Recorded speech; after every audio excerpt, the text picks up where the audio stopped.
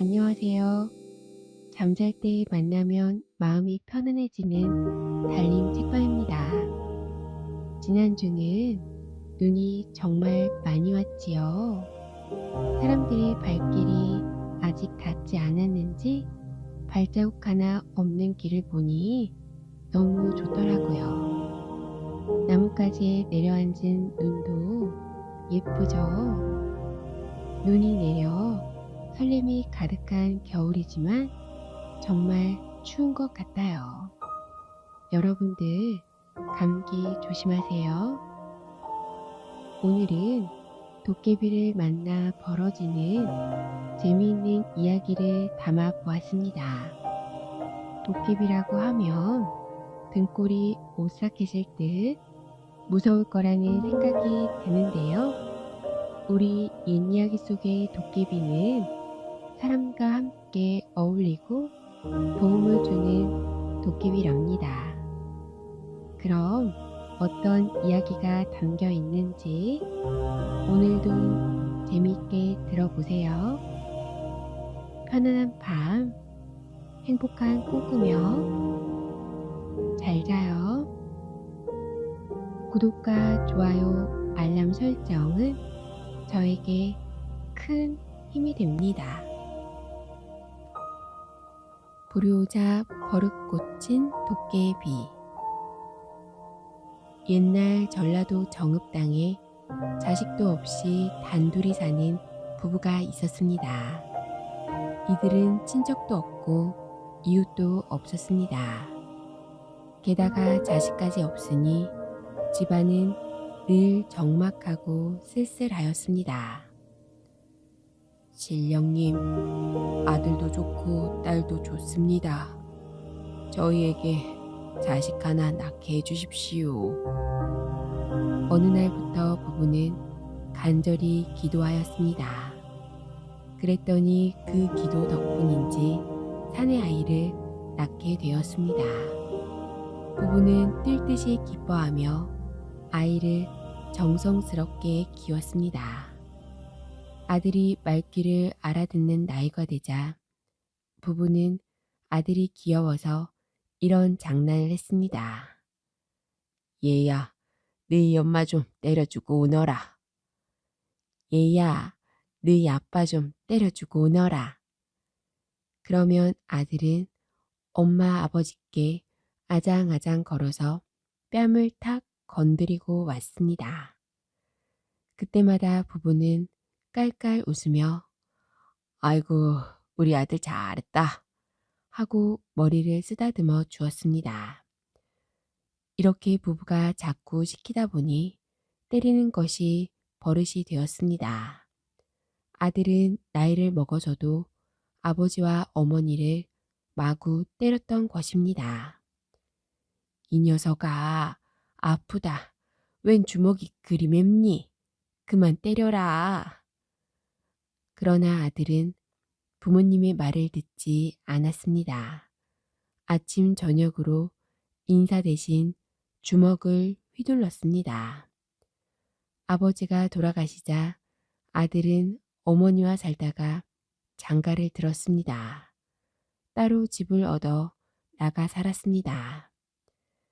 이제는 따로 사니 맞지 않아도 되겠구나. 어머니는 이렇게 생각했는데 그게 아니었습니다. 아들은 아침 일찍 어머니 집을 찾아와 어머니를 흔들어 깨웠습니다. 아직까지 자고 있으면 어떻게 해요? 아들은 어서 일어나라며 어머니를 두들겨 팼습니다. 그리고 저녁에도 어머니 집을 찾아와 어머니를 내렸습니다. 저녁 식사했어요? 그러면 이불 깔고 누워요. 아들은 어서 자라고 어머니에게 주먹을 휘둘렀던 것입니다. 아들에게는 때리는 것이 인사였습니다. 그러다 보니 어머니는 온몸에 멍이 들어 아프지 않은 데가 없었습니다. 어느 추운 겨울 날이었습니다.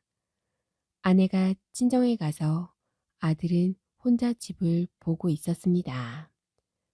그런데 밤이 깊어졌을 때 누가 불쑥 방문을 열고 들어왔습니다. 온몸이 털로 뒤덮인 키 큰 사내였습니다. 당신의 도깨비? 놀란 아들이 몸을 일으키자 도깨비는 다짜고짜 아들을 두들겨 팼습니다. 얼마나 사정없이 때리는지 정신을 차릴 수가 없었습니다. 왜 때려요? 사람을 이렇게 때려도 되는 거예요? 아들이 항의하자 도깨비는 그제야 입을 열었습니다. 뭐가 잘못됐어? 남의 집에 와서 인사를 했을 뿐인데 나한테는 때리는 것이 인사야. 너도 어머니한테 아침 저녁으로 이렇게 인사하잖아. 아들은 늘 때리기만 했지 맞아보기는 처음이었습니다. 맞으면 아프구나. 나는 그걸 몰랐네. 그동안 어머니는 얼마나 괴로우셨을까. 아들은 문득 이런 생각이 들었습니다. 그리고 자신이 어머니에게 잘못했다는 것을 깨달았습니다. 그만 때리세요. 아프단 말이에요. 앞으로는 절대로 어머니를 때리지 않겠어요. 아들이 이렇게 말하자 도깨비는 매를 그쳤습니다. 정말이지? 나하고 약속할 수 있겠지?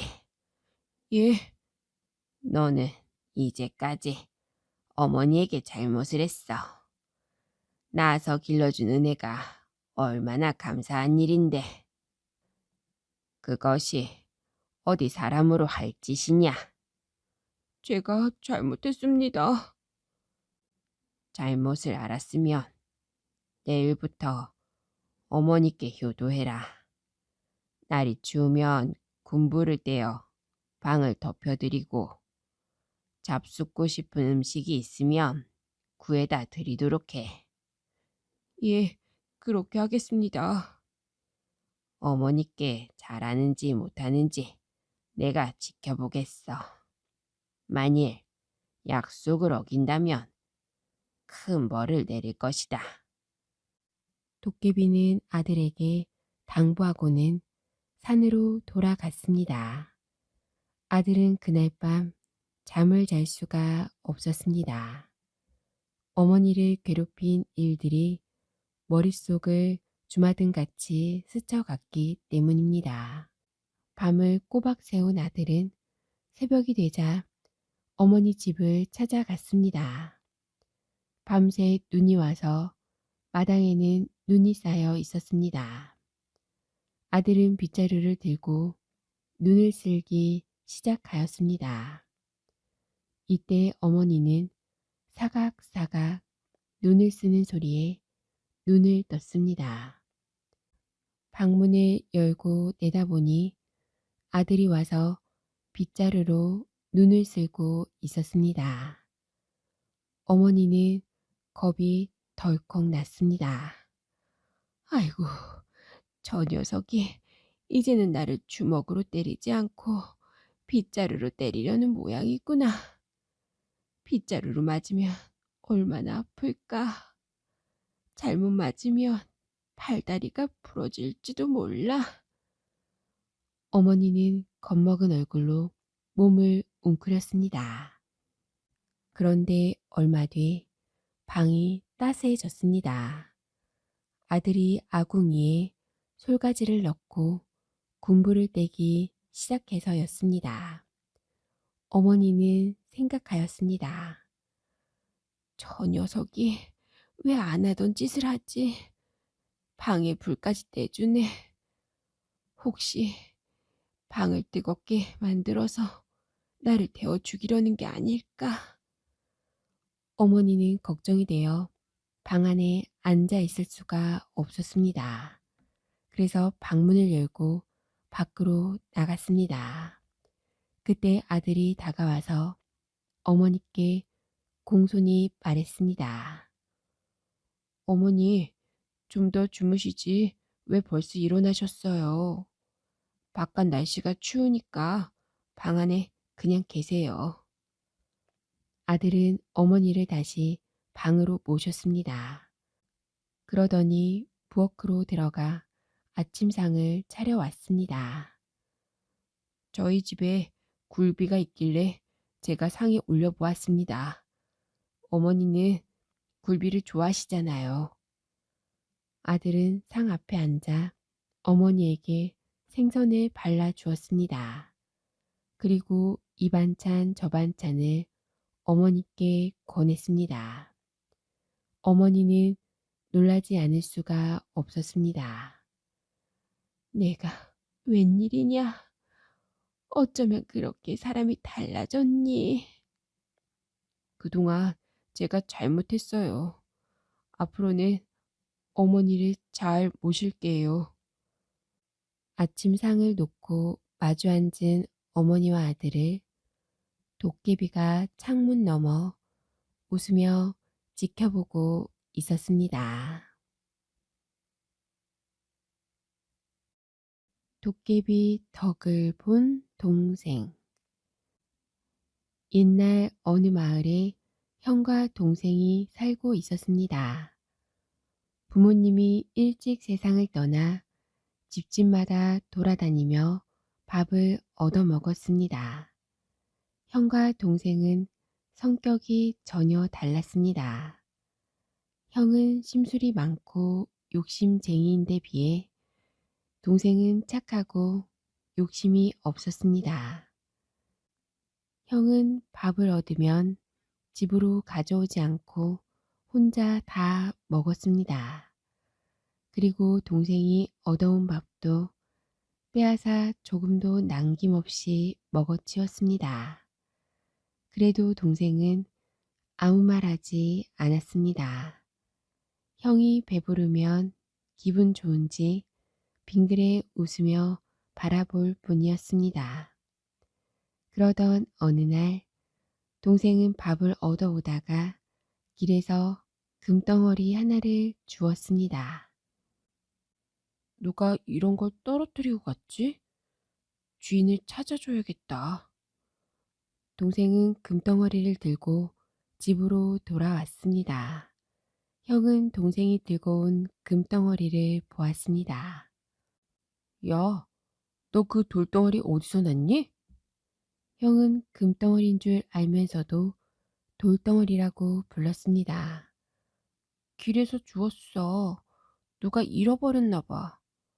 그런데 형, 이건 돌덩어리가 아니라 금덩어리야.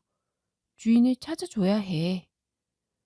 너는 금덩어리와 돌덩어리도 구분 못하니? 이건 아무짝에도 쓸모없는 돌덩어리야. 내다 버려야지. 형은 동생에게 금덩어리를 빼앗았습니다. 내가 잘못 봤나? 형의 말대로 돌덩어리인가 보다. 동생은 이렇게만 생각했습니다. 그런데 형은 금덩어리를 내다 버리는 척 하다가 집안에 숨겨 놓았습니다. 금덩어리가 굴러 들어오다니 정말 재수가 좋은걸. 나는 이제 부자가 되었어. 하지마. 내가 거지 노릇을 그만두고 잘 살게 되면 동생이 그 금덩어리를 돌덩어리로 속였다는 걸 알게 될 거란 말이야. 그러니까 눈치채지 못하게 아예 장님으로 만들어 버려야겠다. 형은 무서운 생각을 했습니다. 그날 밤 형은 동생의 눈에 재를 뿌려 앞을 보지 못하게 만들고는 금덩어리를 챙겨서 달아났습니다. 형, 형, 어딨어? 장님이 된 동생은 형을 찾아 여기저기 헤매 다녔습니다. 그러다가 그만 산속에서 길을 잃고 말았습니다. 동생은 길을 더듬더듬 헤맨 끝에 허름한 집을 찾을 수 있었습니다. 빈집인가 봐. 이 집에서 쉬었다 가야겠다. 동생은 집 안으로 들어가 방에 벌렁 누웠습니다. 온종일 헤매 다니느라 고단했는지 곧 잠이 들었습니다. 얼마 뒤 동생은 밖에서 시끄럽게 떠드는 소리에 잠이 깼습니다. 이크, 빈집이 아니라 주인이 있는 집이었구나. 주인에게 들키기 전에 어서 숨어야겠다. 동생은 허둥지둥 일어나 벽을 더듬었습니다. 벽장 손잡이가 손에 잡혔습니다. 그래서 얼른 벽장 안으로 들어갔습니다. 벽장 안에 앉아 있자니 말소리가 들려왔습니다. 도깨비들이 모였으니 바깥 세상 얘기나 할까? 좋지 좋아. 나도 찬성이야. 도깨비들은 손뼉을 치며 좋아했습니다. 동생은 간이 오그라들었습니다. 맙소사, 이 집이 도깨비들의 소굴이었구나. 동생은 가슴을 졸이며 도깨비들의 이야기를 들었습니다. 나는 이제까지 많은 사람들을 봤지만 그렇게 못된 사람은 처음 봤어. 형이라는 사람이 자기 동생 눈에 죄를 뿌려 앞을 보지 못하게 만들고는 도망쳐 버리더라고. 아이고, 정말 지독하네. 하루아침에 장님이 되어버렸으니 그 동생은 얼마나 괴롭고 불편할까. 동생이 들어보니 자기 이야기였습니다. 이야기는 계속 이어졌습니다. 사람은 참 미련해. 장님 눈을 뜨게 하는 방법이 있는데 그걸 모르고 불편하게 사니 말이야. 이 집 뒷마당에 있는 복숭아 나무에서 복숭아 3개만 따서 먹으면 눈이 훤하게 밝아지지. 에휴, 사람들이 곰보다 미련한 걸 이제 알았어. 고개 넘어 마을에 갔더니 사람들이 물이 없어 고생하고 있더라고. 그 마을에 있는 느티나무 밑을 파면 물이 콸콸 쏟아지던데 그걸 모르니 말이야. 아랫 마을에도 미련한 사람이 또 있지. 김부자 말이야. 외동딸이 병에 걸려 거의 다 죽게 되었는데 딸이 왜 병에 걸렸고 어떻게 하면 깨끗이 나을 수 있는지 전혀 모르더라고. 그 집 지붕 밑에 큰 지네가 뿜어내는 독 때문에 딸이 병에 걸린 거야. 지네를 잡아 기름이 펄펄 끓는 가마솥에 넣어 죽이면 딸의 병이 씻은 듯 나을 수 있지. 그것도 모르고 의원이란 의원을 다 불러 헛고생을 시키고 있으니 원. 그뿐만이 아니야. 그 집 장독대 밑에는 금항아리가 묻혀 있어. 그것만 얻으면 부자가 될 수 있지. 그런데 그 집 하인들은 그것도 모르고 평생 허드렛 일이나 하며 살고 있으니 에휴, 정말 미련한 사람들이야. 도깨비들은 아는 것도 많았습니다. 방 안에 빙 둘러앉아 이야기 보따리를 풀어 놓았습니다. 날이 희뿌옇게 밝아오네. 벌써 새벽이 되었나 봐. 그럼 그만 헤어짐세. 도깨비들은 자리를 털고 일어났습니다. 우르르 밖으로 나가더니 뿔뿔이 흩어졌습니다. 주위가 조용해지자 동생은 벽장에서 나왔습니다. 그리고 집 뒤에 있는 마당으로 갔습니다. 그곳에는 복숭아 나무가 서 있었습니다. 동생은 나뭇가지를 더듬어 복숭아를 땄습니다. 도깨비가 말한 대로 복숭아 3개를 먹으니 눈이 밝아졌습니다. 예전처럼 잘 볼 수 있게 된 것입니다. 동생은 고개 넘어 마을을 찾아갔습니다. 느티나무를 찾으니 마을 한가운데에 있었습니다. 동생은 느티나무 아래에 앉아 있는 할아버지에게 말을 걸었습니다. 할아버지, 이 마을에서는 물이 없어 고생하고 있으시다면서요. 물론이지. 샘이 다 말랐거든. 다른 마을에 가서 물을 얻어다 쓰는 형편이야. 할아버지는 긴 한숨을 내쉬었습니다. 한 군데 물이 나오는 곳이 있는데 제가 알려드릴까요? 그래, 그게 어딘데? 할아버지는 귀가 번쩍 트였습니다. 바로 이 느티나무 밑을 파면 물이 콸콸 쏟아질 거예요. 할아버지는 마을 사람들을 느티나무 아래로 불러 모았습니다. 그리고 곡괭이와 삽으로 느티나무 밑을 파게 하였습니다. 얼마쯤 땅을 파자 물이 솟아 나왔습니다. 우와, 물이다, 물이 나온다. 마을 사람들은 기뻐서 어쩔 줄 몰랐습니다. 모두들 단지를 가져와서 물을 받았습니다. 고맙네, 고마워. 자네는 우리 마을의 은인이야. 할아버지는 동생에게 고맙다는 인사를 거듭하였습니다. 동생은 그 마을을 떠나 아랫마을의 김부잣집을 찾아갔습니다. 김부잣집은 딸이 죽게 되었다고 초상집과 다름없었습니다. 동생은 김부자를 불러내어 말했습니다. 제가 따님의 병을 고치려고 왔습니다. 씻은 듯 낫게 해드릴 테니 저를 따님에게 데려다 주십시오. 김부자는 동생을 위아래로 훑어보았습니다. 몰골이 말이 아니고 거짓 녀석이 큰소리치기는. 용하다는 의원들도 다 불러보았지만 못 고치는 병을 지가 어떻게 고쳐.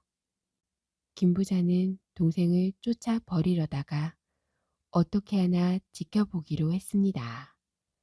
그래서 동생을 딸이 있는 방으로 데려갔습니다. 동생은 김부자의 딸을 진찰하는 척 하다가 밖으로 나갔습니다. 그리고 김부자네 하인들에게 쇠집게를 구해달라고 하고 가마솥에 기름을 넣어 펄펄 끓이라고 일렀습니다. 사다리를 가져다 주십시오. 동생이 부탁하자 하인 한 사람이 사다리를 가져왔습니다. 동생은 사다리를 타고 지붕 위로 올라갔습니다. 도깨비 말이 틀림없군. 지붕 밑에 큰 지네가 웅크리고 있어. 동생은 쇠집게로 지네를 집어 기름이 펄펄 끓는 가마솥에 넣었습니다. 그러자 지네는 몸부림치다가 잠잠해졌습니다. 지네가 죽자 김부자의 딸은 자리를 훌훌 털고 일어났습니다. 언제 알았냐는 듯 건강한 모습이었습니다. 김부자는 너무 기뻐 눈물을 흘렸습니다. 내 딸의 목숨을 구해줘서 정말 고맙네. 이 은혜를 어찌 다 갚겠는가. 마땅히 갈 데가 없으면 우리와 같이 살았으면 하는데. 김부자는 동생을 사위로 삼고 싶다고 하였습니다. 동생도 좋다고 해서 그날로 장가를 들어 김부자 집에서 살게 되었습니다. 어느 날 동생은 부인에게 말했습니다. 나도 하늘나라로부터 복을 받아 부자가 되고 싶소. 하늘의 제사를 지내고 싶으니 음식을 마련해 주시오. 예, 서방님. 부인이 음식을 준비하자 동생은 장독대 앞에 제사상을 차려놓고 빌었습니다. 저를 부자로 만들어 주신다면 평생 가난한 사람들을 위해 살겠습니다. 도와주십시오. 그렇게 베기를 빌고 나서 장독대를 헐었습니다. 그러자 장독대 밑에 금항아리가 나왔습니다. 동생은 소원대로 부자가 될 수 있었습니다. 하지만 자신이 얻은 재산을 가난한 사람들에게 나누어 주었습니다. 동생에 대한 소문은 온 나라에 퍼졌습니다. 동생을 버리고 달아나던 형도 그 소문을 들었습니다. 형은 금덩어리를 판 돈을 노름으로 날려버려서 다시 거지가 되어 있었습니다. 동생 녀석이 어떻게 눈을 뜨고 부자가 되었지? 형은 궁금하여 견딜 수가 없었습니다. 그래서 동생에게 달려가 물어보았습니다. 동생은 이제까지 있었던 일을 모두 형에게 털어놓았습니다. 그리고 자기 눈을 멀게 했던 형에게 자기와 같이 살자고 하였습니다. 그러나 형은 머리를 가로저었습니다. 나도 부자가 될 수 있는데 왜 너한테 얹혀 사니? 싫어. 형은 동생이 도깨비들의 이야기를 들었다는 산속으로 집을 찾아갔습니다. 그리고 벽장 안으로 들어가 도깨비들을 기다렸습니다. 밤이 깊어지자 도깨비들이 들이닥쳤습니다. 도깨비들은 왁자지껄 떠들며 방 안으로 들어와 이야기꽃을 피웠습니다. 지난번에 내가 자기 동생 눈에 재를 뿌려 앞을 못 보게 만들고 도망친 형에 대해서 말했지. 그 형이 다시 거지가 되어 동생을 만나러 왔더라고. 내가 두 눈으로 똑똑히 보았지. 형이 들어보니 자기 이야기였습니다. 형은 귀를 기울였습니다. 그 형이란 놈이 우리가 사는 산으로 올라오던데 내가 두 눈으로 똑똑히 보았지. 옆에 있던 도깨비가 말했습니다. 그래, 그 형이란 놈이 이 집을 향해 걸어가던데 내가 두 눈으로 똑똑히 보았어. 형은 도깨비들의 말을 듣고 가슴이 쿵쾅쿵쾅 뛰었습니다. 그렇다면 그 형이란 놈이 이 집안에 숨어 있겠네. 어쩐지 아까부터 사람 냄새가 나더니. 도깨비들은 일제히 벽장 쪽으로 눈길을 돌렸습니다. 그래, 바로 저기야. 사람 냄새가 풀풀 나고 있어. 도깨비들은 벽장 문을 활짝 열었습니다. 형이 벽장 속에서 와들와들 떨고 있었습니다. 도깨비들은 형을 벽장에서 끌어냈습니다. 동생의 눈에 재를 뿌려 앞을 못 보게 만들고 도망친 못된 형이야. 이런 녀석을 그냥 놔둘 수가 없지. 도깨비들은 형에게 달려들었습니다. 그리고 제대로 걷지도 못할 정도로 흠씬 두들겨 팼습니다. 그날 새벽 형은 그 집에서 엉금엉금 기어 나와 동생 집으로 갔습니다. 아이고, 내가 잘못했다. 다시는 너를 괴롭히지 않을게. 형은 동생에게 용서를 빌었습니다. 형님, 이제는 우리 헤어지지 말아요. 서로 도우며 같이 살자고요. 착한 동생은 형이 살 집을 마련해 주었습니다. 그 뒤 형제는 평생 사이좋게 지냈다고 합니다. 혹부리 영감과 노래 주머니. 산 좋고 물 맑은 어떤 마을에 목에 표주방만큼 큰 혹이 달린 영감이 살았습니다. 마을 사람들은 이 영감을 혹부리 영감이라고 불렀습니다.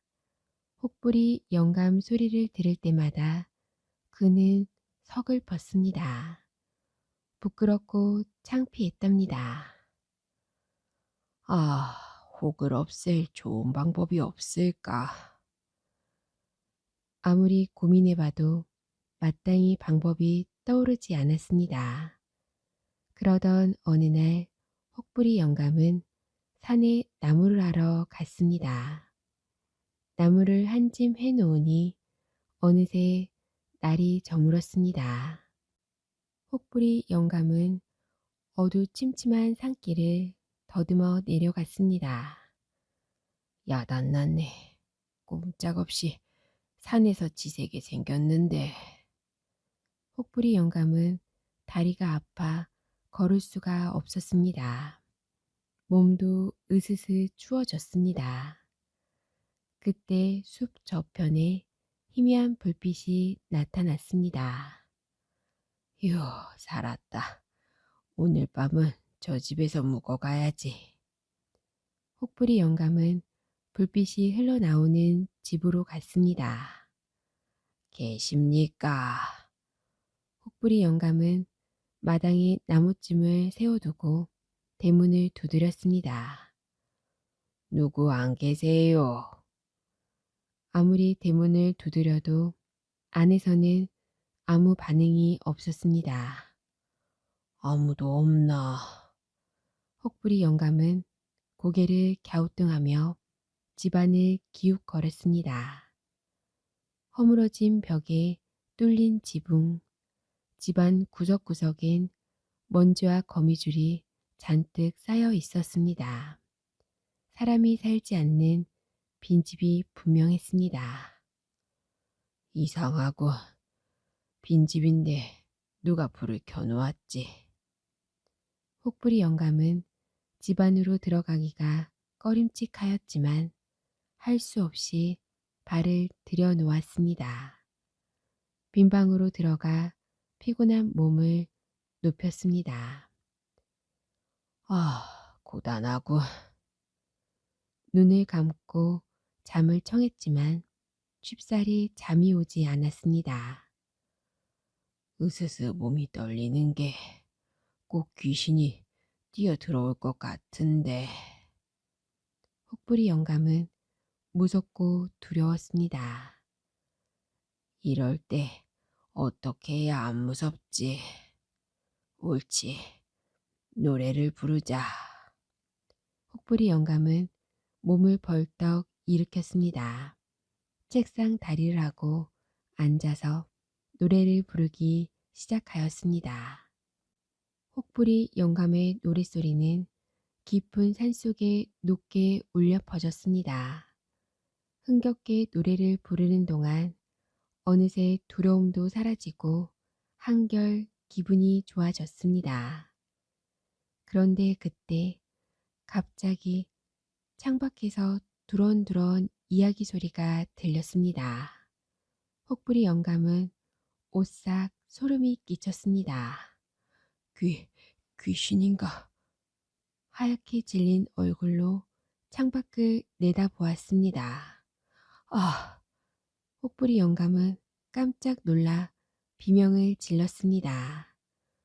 도깨비들이 둘러앉아 혹부리 영감의 노래를 듣고 있는 것이 아니겠습니까? 말로만 듣던 도깨비들을 처음 본 혹부리 영감은 온몸을 부들부들 떨었습니다. 안 되겠다. 여기서 빨리 달아나야지.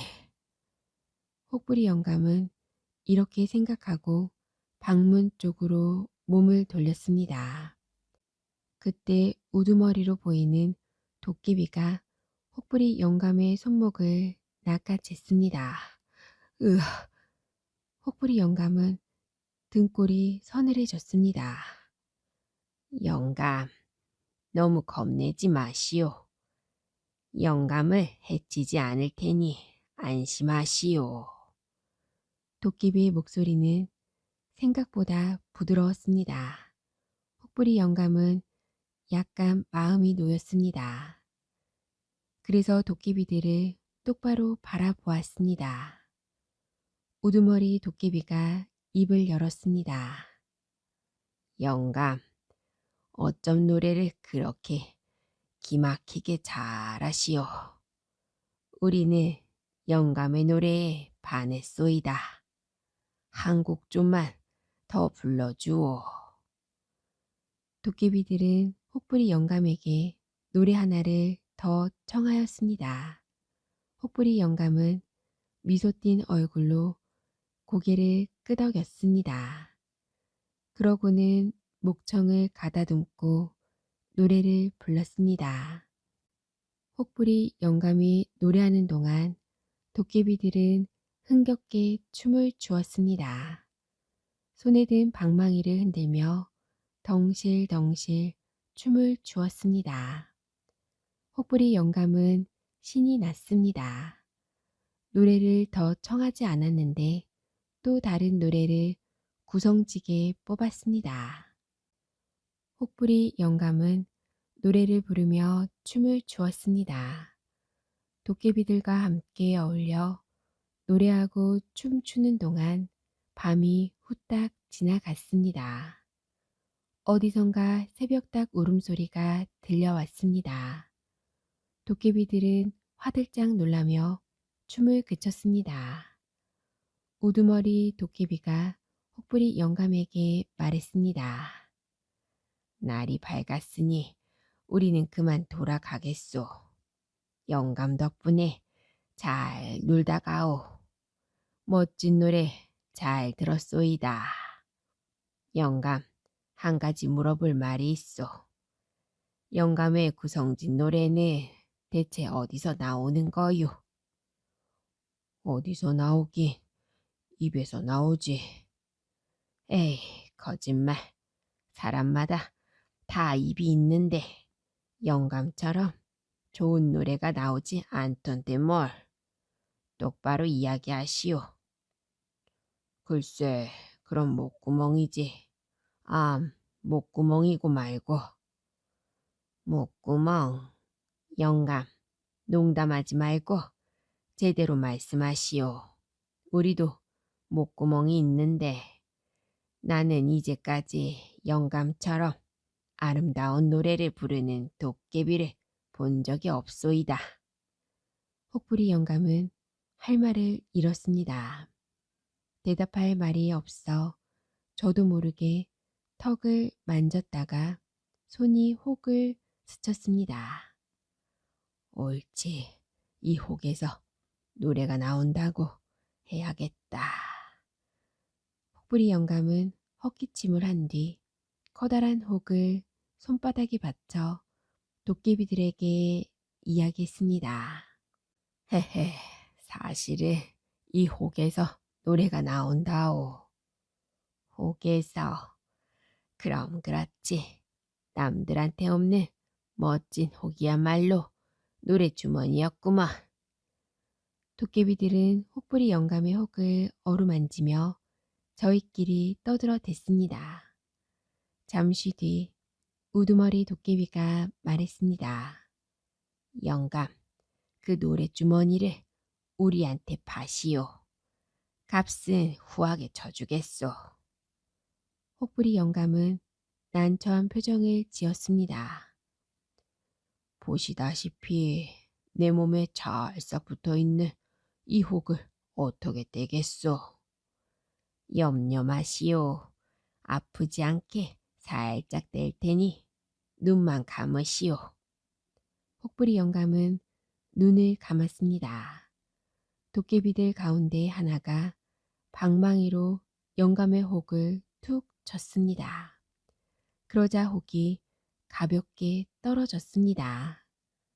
혹부리 영감은 혹이 있던 자리를 손으로 더듬어 보았습니다. 세상에, 감쪽 같네. 혹부리 영감은 기쁨에 젖어 소리쳤습니다. 눈을 떴을 때는 이미 도깨비들이 사라지고 없었습니다. 그 대신 방 안에는 보물이 가득 든 커다란 자루가 남아 있었습니다. 도깨비들이 노래주머니 값으로 두고 간 것이었습니다. 혹부리 영감은 너무너무 기뻐 덩실덩실 춤을 추었습니다. 혹대고 하루아침에 부자가 되었으니 이런 기쁜 일이 또 어디 있겠습니까? 혹부리 영감에 대한 소문은 하루 만에 쫙 퍼졌습니다. 마을 사람들 모두 혹부리 영감을 부러워했습니다. 이웃 마을에도 혹부리 영감처럼 목에 표주막만큼 큰 혹이 달린 노인이 살고 있었습니다. 그는 소문난 욕심쟁이였습니다. 노인은 소문을 듣고 혹부리 영감을 찾아갔습니다. 도대체 어떻게 했기에 혹을 뗐소? 그 방법을 가르쳐 주시오. 또 부자가 되었다는데 그 비결이 무엇이오? 노인이 끈질기게 조르자 혹부리 영감은 도깨비를 만나 혹을 떼이고 보물을 얻기까지의 사연을 자세히 들려주었습니다. 이야기를 듣고 난 노인은 나도 도깨비를 만나 혹을 내주고 보물을 얻어야겠어 하고 다짐을 했습니다. 노인은 지게를 지고 산으로 올라갔습니다. 해가 기울 무렵 도깨비 집을 찾았습니다. 노인은 집안에 들어누워 노래를 부르기 시작하였습니다. 노인이 노래를 부르는데 벼랑간 창밖에서 웃음소리가 들렸습니다. 헤헤, 드디어 나타났구나. 노인은 속으로 기뻐서 목청껏 노래를 불렀습니다. 그리고 덩실덩실 춤까지 추었습니다. 잠시 뒤 방문이 벌컥 열렸습니다. 도깨비들이 방 안으로 우르르 들어왔습니다.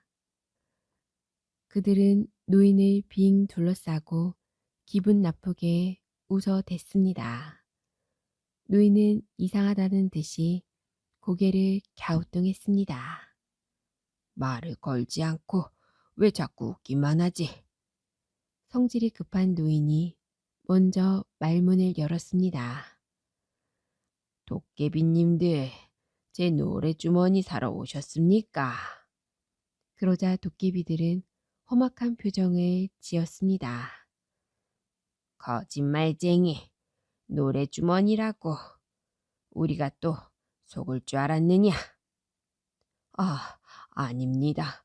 이 노래주머니는 세상에서 가장 값진 보물입니다. 얼마나 아름다운 노래가 나오는지 아십니까? 노인은 땀을 뻘뻘 흘리며 말했습니다.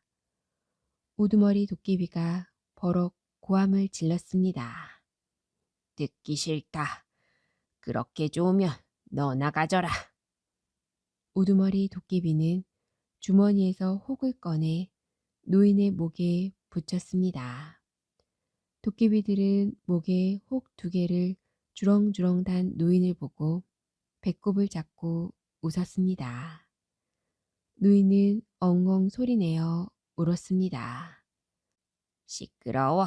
썩 꺼져. 이 거짓말쟁이야.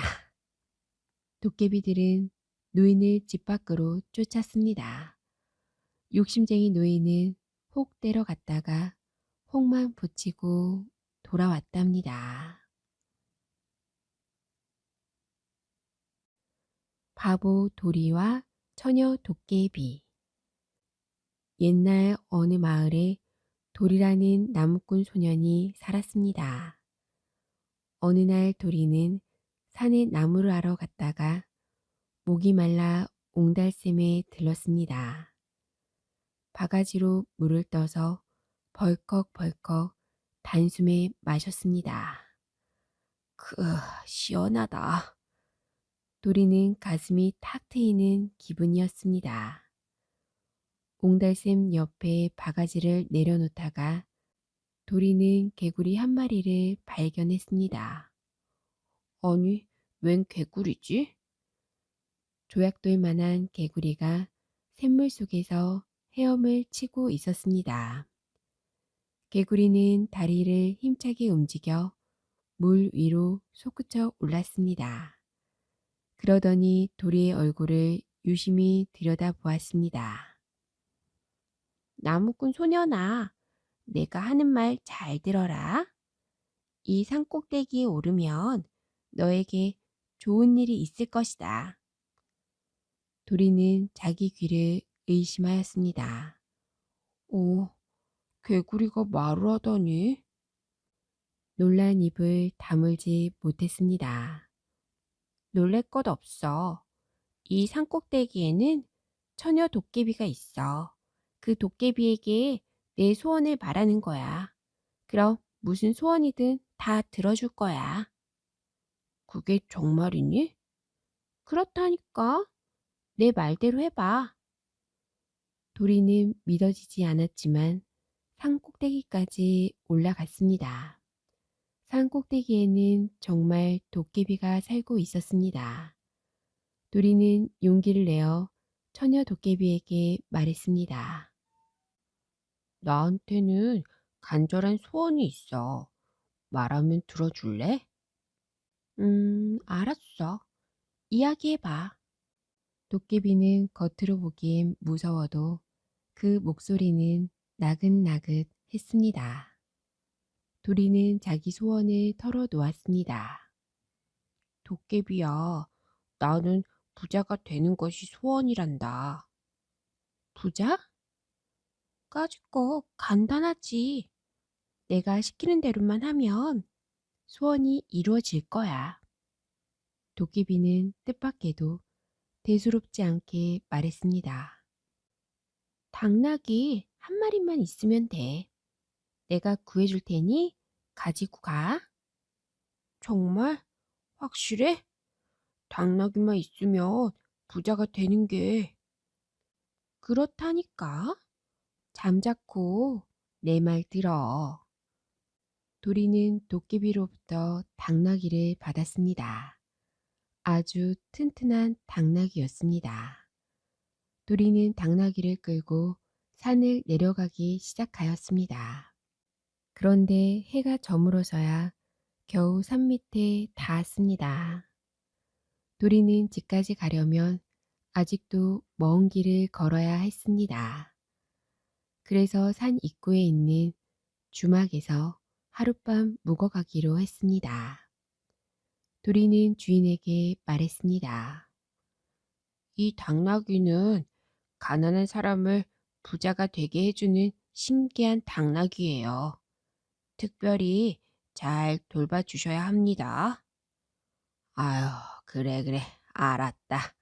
너무 걱정하지 말아라. 도리는 주인에게 당나귀를 맡기고 주막 구석방에서 잠을 잤습니다. 다음 날 아침 일찍 일어난 도리는 주인에게 말했습니다. 어제 맡긴 당나귀를 주세요. 그러자 주인이 난처한 표정을 지었습니다. 어이구, 미안해서 어쩌지. 마구간에 꼭 묶어두었는데 아침에 보니 없더구나. 그러기에 제가 특별히 부탁드렸잖아요. 잘 돌봐달라고요. 어쩔 수 없지 않니. 마구간에서 당나귀와 같이 자지 않는 바에는. 그러나 주인의 그 말은 거짓말이었습니다. 부자를 만들어주는 신기한 당나귀라는 말을 듣고 남의 집에 슬쩍 감춰 두었던 것입니다. 도리는 맥이 빠졌습니다. 할 수 없이 다시 도깨비를 만나러 산 꼭대기까지 올라갔습니다. 도리는 풀이 죽은 얼굴로 도깨비에게 말했습니다. 어제 준 당나귀를 잃어버렸어. 미안해. 도리는 어젯밤 주막에서 벌어진 일을 도깨비에게 자세히 들려주었습니다. 저런, 그럼 이번에는 책보를 줄 테니 들고 가. 책보? 갑자기 책보는 왜? 이 책보는 보통 책보가 아니야. 책보를 펼치고 주문을 외우는 거야. 그냥 갖고 싶은 물건을 부르라고. 돈 나와라 하면 돈이 나오고, 쌀 나와라 하면 쌀이 나와. 와, 굉장하네. 부르는 대로 나오는구나. 이 책보를 가져가. 도리는 환호성을 올렸습니다. 이렇게 대단한 보물이라면 이미 부자가 된 것이나 다름없었습니다. 도리는 도깨비와 헤어져 산길을 내려갔습니다. 오늘도 해가 저물어서야 주막에 닿았습니다. 도리는 주막 주인에게 책보를 맡기며 말했습니다. 어제처럼 잃어버리시면 안 됩니다. 잘 보관해 주세요. 염려할 거 없어. 책보가 뭐 대단하다고 누가 훔쳐가겠나. 도리는 책보에 대해 주인에게 말하지 않았습니다. 이 책보가 무엇이든 부르면 나오는 신기한 물건이라고 알려지면 또 없어질까 걱정이 되었기 때문입니다. 도리는 다음날 아침 주인을 불렀습니다. 책보 주세요. 아이고, 이를 어쩌지. 또 없어졌어. 주인은 능청스럽게도 미안해 죽겠다는 표정을 지었습니다. 주인은 이번에도 책보를 다른 곳에 감춰 두었습니다. 책보 역시 당나귀처럼 귀한 보물이라고 생각되었기 때문입니다. 도리는 땅바닥에 털썩 주저앉아 엉엉 큰 소리로 울었습니다.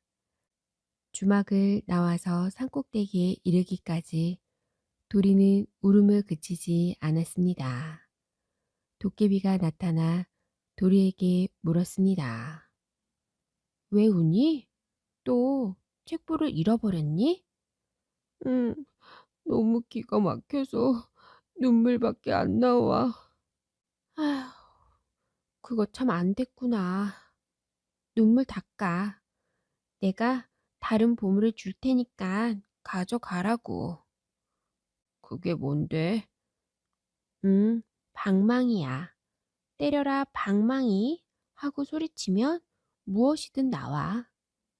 도깨비는 도리에게 방망이를 주었습니다.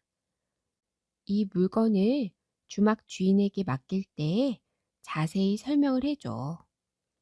처녀 도깨비의 말에 도리는 눈을 동그랗게 떴습니다. 그거 안 돼. 또 잃어버려. 괜찮아. 내가 다 생각이 있으니 하라는 대로만 해. 도리는 산을 내려가 주막에 들렀습니다.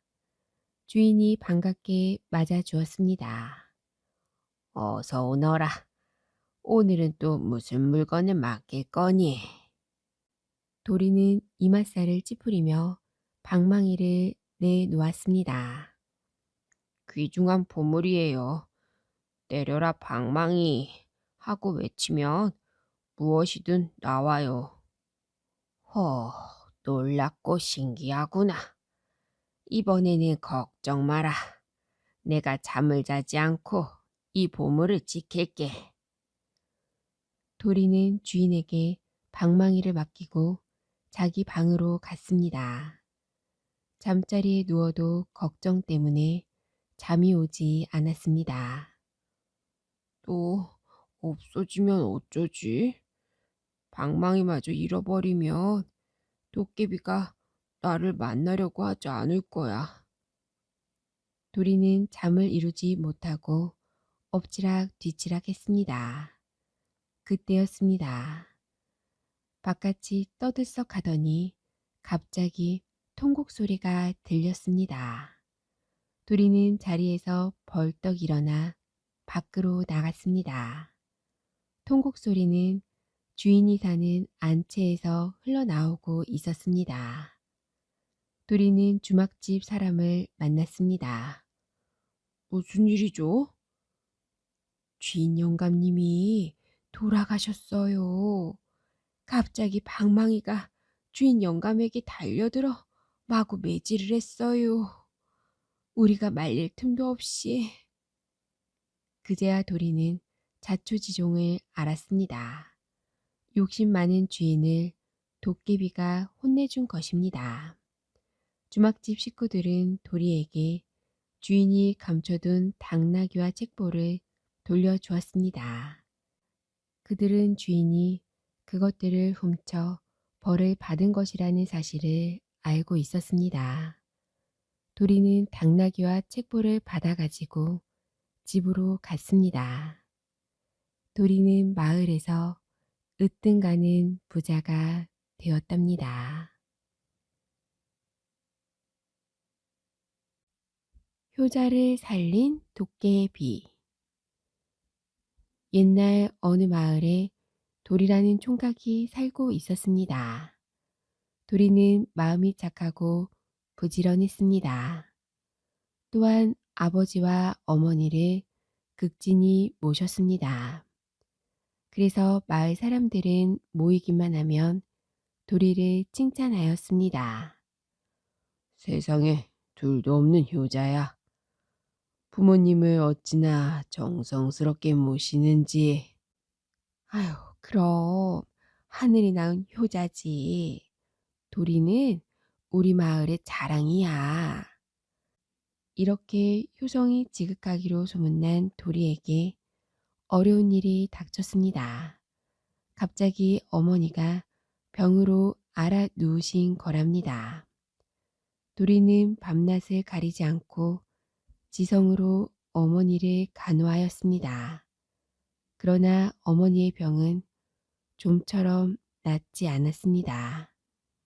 강 건너편 마을에 아주 용한 의원이 있어. 그 양반이라면 어머니의 병을 낫게 해줄걸. 이웃집 아주머니가 도리에게 귀뜸해 주었습니다. 다음날 새벽 도리는 의원을 모셔오려고 집을 나섰습니다. 아직 동이 트지 않아 사방이 캄캄했습니다. 도리는 강나루에 닿았습니다. 나룻배는 보이는데 뱃사공의 모습은 보이지 않았습니다. 아마도 동이 터야 배가 떠나려는 모양입니다. 도리는 나루터가 내려다 보이는 언덕으로 올라갔습니다. 언덕에 앉아 쉬며 뱃사공을 기다리기로 했습니다. 풀밭에 엉덩이를 붙이고 앉았는데 뒤에서 인기척이 느껴졌습니다. 나보다 먼저 온 나루터 손님이 있었군. 이렇게 생각한 도리는 반가운 얼굴로 고개를 돌렸습니다. 도리는 몸이 얼어붙는 것 같았습니다. 자기 뒤에 서 있는 것은 도깨비였습니다. 놀랄 것 없어. 우리 심심한데 씨름이나 한판 할까? 도깨비는 싱글벙글 웃으며 말했습니다. 씨름? 도리는 어이가 없어 웃었습니다. 까짓거 붙어볼까? 도깨비가 나를 해칠 생각은 없는 모양인데? 이렇게 생각하자 용기가 솟았습니다. 도리는 우통을 벗고 도깨비에게 엉겨 붙었습니다. 도깨비한테 이기려면 왼발을 걸어야 한다고 했겠다. 도리는 문득 어디서 주워 들은 말이 생각났습니다. 그래서 도깨비의 왼발을 걸기 위해 이리저리 몸을 틀었습니다. 그러나 도깨비는 무척 몸이 빨랐습니다. 좀처럼 도리의 작전에 말려들지 않았습니다. 도리는 한순간 손에 힘을 주었습니다. 도깨비를 번쩍 들어올릴 요량으로 말입니다. 그러나 도깨비는 바위처럼 꿈쩍도 하지 않았습니다. 우와, 보통 도깨비가 아닌데? 돌쇠는 땀을 뻘뻘 흘리며 속으로 중얼거렸습니다. 얼마나 시간이 흘렀을까? 승부는 좀처럼 나지 않았습니다. 날이 새어 먼동이 밝아오는 것도 몰랐습니다. 어디선가 새벽닭 울음소리가 들려왔습니다. 도깨비는 소스라치게 놀랐습니다. 씨름을 하다 말고 허둥지둥 어디론가 사라졌습니다. 홀로 남은 도리는 그제야 정신을 차리고 나루터를 내려다 보았습니다. 아, 나룻배가 떠난다. 도리는 불이 나게 언덕을 달려 내려갔습니다. 잠깐만요. 같이 타고 갑시다. 고래고래 소리를 지르며 손을 흔들었습니다. 그러나 나룻배는 들은 척도 안 하고 점점 멀어져 갈 뿐이었습니다. 도리는 그 자리에 털썩 주저앉았습니다. 어쩌면 좋지. 다음 배는 점심 무렵이나 돼야 출발할 텐데. 도리는 새벽 첫 배를 놓친 것이 안타까웠습니다. 새벽 첫 배를 타야 의원을 모시고 오늘 안으로 돌아올 수 있는 것이랍니다. 아이고, 도깨비와 씨름만 하지 않았어도. 도리는 도깨비가 원망스러웠습니다. 하느님, 너무하십니다. 왜 하필 그때 도깨비를 보내셨어요? 도리는 하늘을 향해 눈을 흘겼습니다. 그런데 바로 그때였습니다. 맑은 하늘이 갑자기 어두워졌습니다. 먹구름이 잔뜩 끼더니 장대 같은 비가 쏟아져 내리기 시작하였습니다. 아니, 난데없이 소나기가. 도리는 비를 피해 허둥지둥 달렸습니다. 저만치 주막이 보였습니다. 도리는 주막으로 뛰어 들어갔습니다. 비는 점심때나 돼서 그쳤습니다. 주막으로 길손들이 하나 둘 모여들었습니다. 새벽에 나루터를 떠난 배 소식 들었나? 도리는 주막을 나서려다가 길손들이 주고받는 이야기를 들었습니다. 왜? 무슨 일 있었나? 폭풍 후에 배가 뒤집혔대. 아휴, 저런. 배에 탄 사람들이 모두 죽었겠네. 도리는 깜짝 놀랐습니다.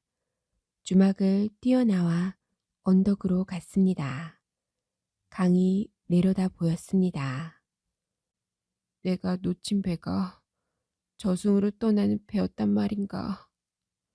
도리와 씨름을 했던 도깨비가 바위 뒤에 숨어 도리를 훔쳐보고 있었습니다.